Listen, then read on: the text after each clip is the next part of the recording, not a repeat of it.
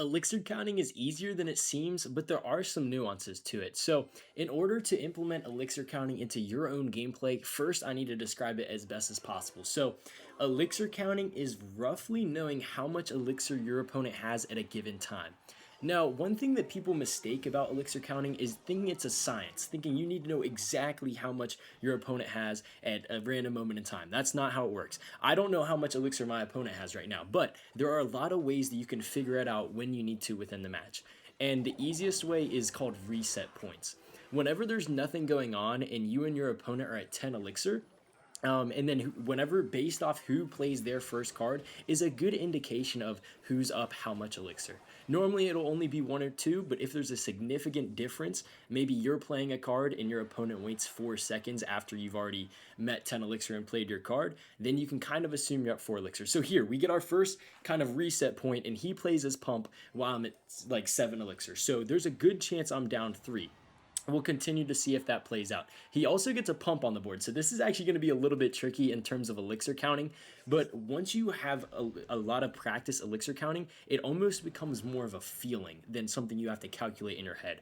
So I'm going to go defensive Xbow here. I assume I'm down a few elixir. That's almost more from the pump than anything we've seen on board here. A fireball on pump is a negative trade. And then next game is going to be more of kind of a live showing of live elixir counting. But we do have an Xbow Golem matchup, so if we win that, that would be huge. I'm going to try my best here. And I'm going to focus on defense until we get to our next reset point. Because at this point, knowing how much elixir my opponent has isn't going to do a whole ton for me. I need to just play solid micro defense, get the fireball down, and you know what? We eat some damage, nothing too crazy. Can we defend that lumberjack in time? Yes, evil archers with the power shot, so huge. So we're down about 1,000 damage here, and we might get to another reset point here. He's probably going to defend the archers. And overall, I'm just getting a feeling now. Okay, he plays his guards, not bad. Let's get to a reset point so I can show you guys what I'm talking about. All right, I'm at 10 elixir. I'm going to play my knight. Looks like we're pretty even. So we're even when he gets the pump down. If I fireball, I'm going to be down 1 now. It's also double elixir, so the elixir leads don't matter as much. But once it, okay, I can go Xbow here. So he played a golem in the back. He can get a night witch down to tank, but obviously he doesn't have enough elixir to like spam a crazy amount. He goes firecracker too, that's fine. This Xbow forced out his night witch in front of the golem, which is exactly what we want to do. And yeah, as long as we take care of this firecracker, maybe even get a king tower activation off of it, we should be in good hands. Let's protect our Tesla from this lumberjack over here as well, and we just need to play solid defense against this golem. Should be looking pretty solid here. I'm probably going to get a fireball down on top of all this jazz, maybe even log just to damage the firecracker a little bit too. Huge. Okay, honestly, solid defense once again. And let's see, are we going to get to another reset point? If he golems the back right now, I'd know that I'm down 5 elixir. He goes pump when I'm at 6 elixir, which means I'm down 4. Ladies and gentlemen, that's not a good sign. Not a good sign at all. All right, let's go defensive Xbow here. See if maybe we can defend one more push and then potentially get an offensive Xbow in. So he goes goal in the back, and we know he doesn't have a ton of elixir, but he is slowly getting it back from the pump, which I guess is pretty important to keep in mind here. So let's just reset in the back. I'm probably going to fireball log this night witch, I think. Let's see. Yeah, let's just take this off. Oh, we hit the... Wait, can we... okay, maybe we could have gone Evo Tesla to take out the firecracker. I think we'll just chill. Maybe take it out now.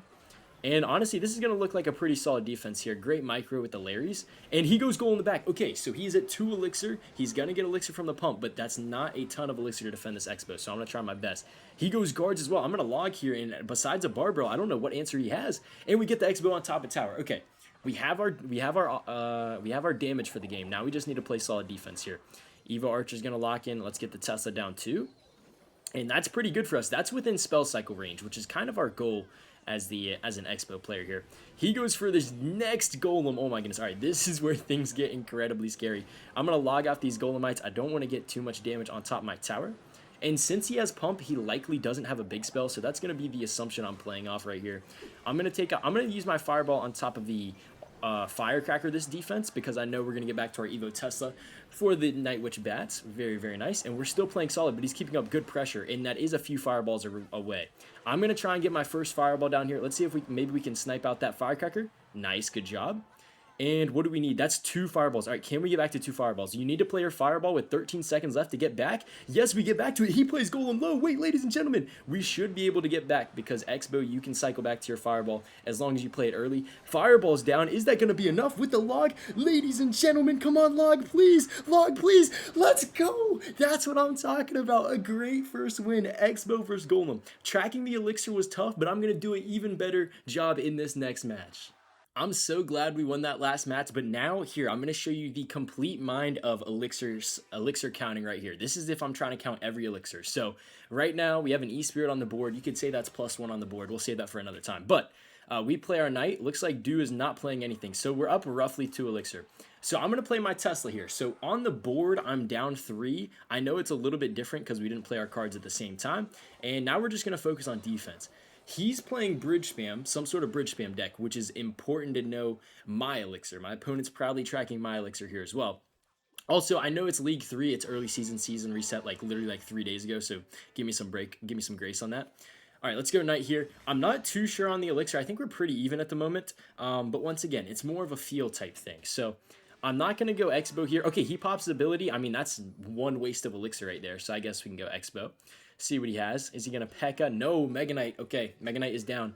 I think we're just going to play it safe, just low Tesla. Walk away with the defense. We'll be down a few elixir here because, I mean, if you think about it, right? Xbow plus Tesla, he defends with the Megaknight. That's going to be a positive trade for him. So we're probably down a few elixir would be my guess, and we're going to hit our next reset point. So we'll see what Do's going to play here. Is Do going to play a card in the back? Okay, so Do doesn't play a card, which means either he didn't have an elixir advantage or he's not taking advantage of it. So we'll take that. We're pretty even. He's down 1 right now with the battle ram. 4 elixir compared to our 3. Okay. Bang, bang, bang. Let's get the knight down here. I think it's going to be about even now, so nothing too crazy. I think I will log as well. And he goes lightning. Okay, so he gets a ton of damage from that lightning, but I know he's down about 3 elixir here. So if I go Xbow, he could Megaknight. So this isn't even a great opportunity to go Xbow. I think we'll reset with the archers. We're still going to hold our elixir lead. As you see at this reset point, he's not playing a card yet because he's not at 10. He'll probably be at 10 soon. Let's go Xbow now. Okay, wait, nice. This is perfect, actually. If he goes Megaknight, he doesn't have a ton of elixir to support his troop, and he doesn't even go Megaknight. I think he was scared of playing the eye drag, not getting his Megaknight down in time. I'm going to go Knight here, and then we're going to go Evo Tesla. Come on, man. This Evo Tesla's going to get a nasty reset. Can we fireball everything? I'm going to greed the fireball. Nice, greedy fireball for the win, and our Xbow's on top of the tower. That's what I'm talking about. All right, let's keep this Xbow lock alive as long as possible because we are playing Megaknight Lightning, right? Like, that's not super easy here. And I'm just going to reset in the back archers. Let's get a feel for what elixir our opponent's at here. Okay, we get a archers down. Looks like we're up 3 about, so that's good. We're up 3 on the board currently. And let's go Xbow again. He's probably going to play his same defense, probably try and get a Megaknight down here. That's fine. Wait a minute. No, he just goes arrows before the Megaknight. Yo, hold on. That's good damage. I'm going to set up for the defense here, and we need to be so very careful of a lightning. I think I'm even just going to fireball just to try and take out that battle ram real quick, distract everything backwards, and clean defense there. Is he going to greed lightning? He does greed lightning. Okay, we're going to be up like 3 elixir because I'm assuming he played that lightning on 0. Let's go Xbow now. We can maybe log a gang. Nope. Okay, we'll block the lumberjack. Guys, he's so low on elixir right now. He goes in with the mini P. That's fine. Unless he gets a prediction on top of my Larry's. What? How does that mini Pekka get on the Xbow? What? Okay, whatever. It doesn't even matter. We're still winning. All right, archers down. I still think we're going to be up elixir here. And I am fine going knight or going with my Xbow because we have the knight in hand. He plays battle ram in the back. He doesn't have enough for the Megaknight. He goes lightning, but ladies and gentlemen, Xbow chipping on the tower, and that's going to do it. Xbow really requires a lot of elixir tracking, or at least rough elixir tracking, to know when to punish your opponents, and that's exactly what we did here. In the next match here, and we're going to be using E-Giant Lightning. And while elixir counting principles are pretty standard across most decks, there are a few different nuances when you're playing with Beatdown. Or, like, there's different ways that you capitalize with it. So, when you're playing Beatdown, a lot of times you want to go in when you have some sort of advantage. Now, this advantage could be your opponent having their best counters out of cycle, maybe you have your Evos in hand to make a strong push, or maybe you're up 2 or 3 elixirs. So, I'm going to show you when the right time is to pressure in these matchups whenever you have an advantage. So, Right now, it's looking like our opponent has a nice cycle deck, potentially Queen Hogs, which would be a pretty fun matchup here. And yeah, all right, we see the Queen of the Bridge. That's fine. So think about it. Queen plus ability, that's 6 Elixir right on top of an Inferno, plus 2 trade for us. Golden Knight's going to take it out and counter, so that's good. And we might already have our first advantage opportunity. So I know he's going to defend this Golden Knight again. Yup, delivery. That's 3 Elixir. So we're up 3 Elixir on this E-Giant push. So that's, 3 Elixir is pretty significant. That's half of a lightning right there. Like, if you're telling me I'm getting a 3 Elixir E-Giant lightning push, or 3 Elixir lightning add-on into an E-Giant push in single Elixir, I mean, that would be pretty good stuff.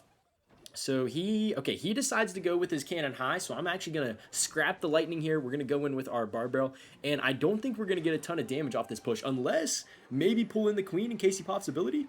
Okay, doesn't pop ability. He's smart. Logs as well. We still get a little bit of chip. I'll take it. But most importantly, we're up a few elixir here. So he pops ability on the queen or on top of the Inferno. Once again, that's fine. I think we'll give him a few shots and try and go E-Giant here.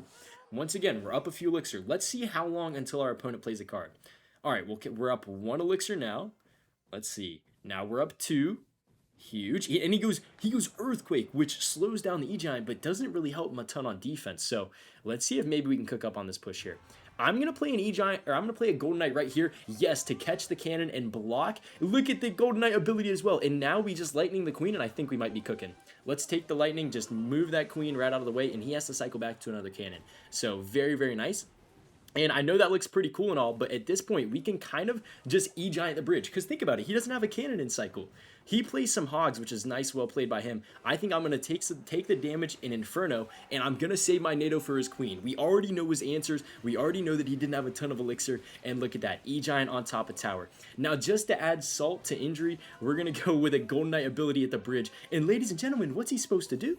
At this point, he can probably go delivery late, but the E-Giant just shredding his tower. Guys, that's how just a little bit of elixir. We were up like 2 or 3 elixir when we started that push, and it completely won us the game.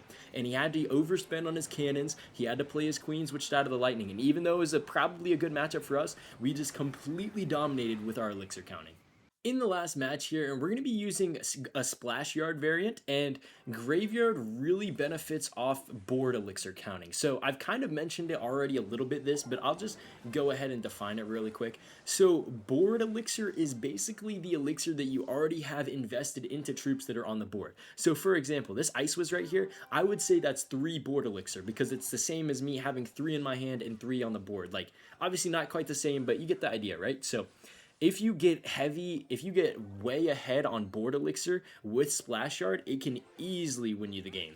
Say I have a Valk and a baby dragon down, that's 8 board elixir, and then I play a graveyard on top of that. That's how you get crazy pushes with graveyard. So in terms of this matchup so far here, as you can see, we just played 2 cards at the same reset point, so we're going to be pretty even on elixir. He is up 1 because my cage costs 1 more.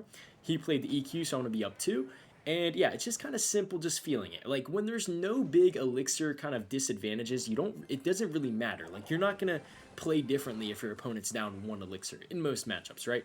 So we're just kind of feeling it out here. He gets some nice Hogs damage, so I need to make sure that I'm saving my Goblin cages for his Hogs. Or Valk, one of my better counters, of course. And I think we're just going to slow play this in single elixir. If you guys know a lot about Graveyard, a lot of times you just want to play it pretty slow. Is he going to pop a Queen ability? No, I think he already played it, actually. Alright, so Graveyard, you really play slow and you counter push off of. This guy doesn't have a big giant beatdown pushes, so counter pushing might be a little bit difficult, but we're still going to try our best here either way. Alright, we have a Valk and a baby dragon down. That's great board advantage. I think we just go Graveyard here. We're looking pretty solid. And wait, what is Malixi doing? Malixi has to be leaking at this point. Maybe not. I don't know. Alright, so even though I don't know if our opponent was leaking or if they were actually down that much, I think they were leaking. But we get some nice graveyard damage right there. Kind of brings us right back in the game with the baby dragon. And yeah, see, I mean, baby dragon was the board elixir that allowed us to get damage in that push. Alright, let's go cage here. Let's overcommit a little bit with the barbell. I guess technically he played his Ice Spirit too, so not too crazy of an overcommitment on defense there. And Valk's going to help clean up. And you know what? I think I want to go graveyard here. I want to make a nice pressure. He presets up with the cannon. That's fine. We're still pretty close on elixir. I'm actually up now, and the graveyard's getting a ton of damage. Yo, let's go graveyard. All right. I don't want to pre-place my Goblin Cage because he has shown that he's quick to Earthquake it. We'll just set it for the defense once again. If he wants to Earthquake, that's fine by me, and we should be good. I'm going to go Valk to protect my Baby Dragon and Ice Wiz. I really want the counter push here. Even if I don't go in with my graveyard, winning the bridge battles, having counter pushes, that's always a great thing to see when you're playing graveyard. So let's just keep setting up with the defenses. Now, if this guy is smart, he'll probably try and go opposite lane here. So I'm going to start taking my poison on the queen in the opposite lane just to make it a little bit harder for him to go oppo lane. I would rather defend the left side lane than the right side at this point.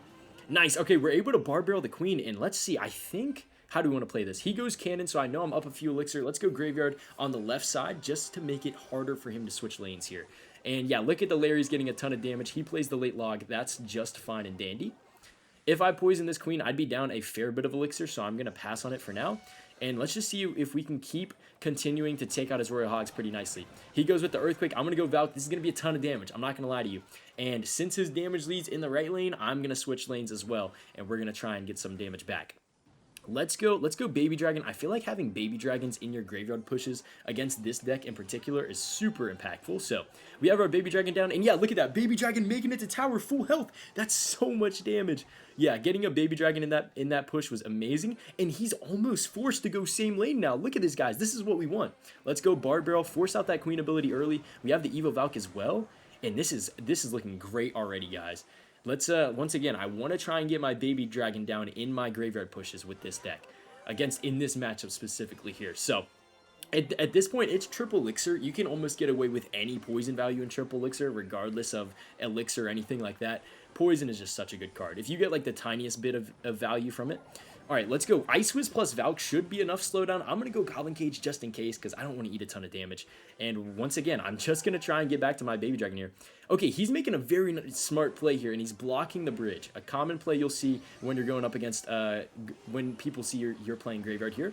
Let's Bar Barrel. Valk doing a good job, and I might even Naked Graveyard if need be. He's not letting me cross the bridge. I'm going to pop my Graveyard. I'm going to pop my Hero Barb. No, Hero Barb didn't get down. That should be fine, though. He has to defend the Graveyard. I'm going to Poison just so Earthquake doesn't kind of cheese us here at the end. And ladies and gentlemen, that's exactly how you want to play this matchup. And we win it by just barely. Very well played by the opponent. But as you can see, no matter which deck you're playing, Elixir counting plays some sort of role. So just practice it. Play against your friend. Just get a feel for it. Try counting Elixir. And that will lead to you so many wins on ladder, rank, doesn't matter what. But that's going to do it all for this one, guys. If you want an extended guide, let me know in the comments down below. But yeah, we're going to wrap it up here. Make sure to subscribe if you guys enjoyed, and I'll catch you guys in the next video. Peace out.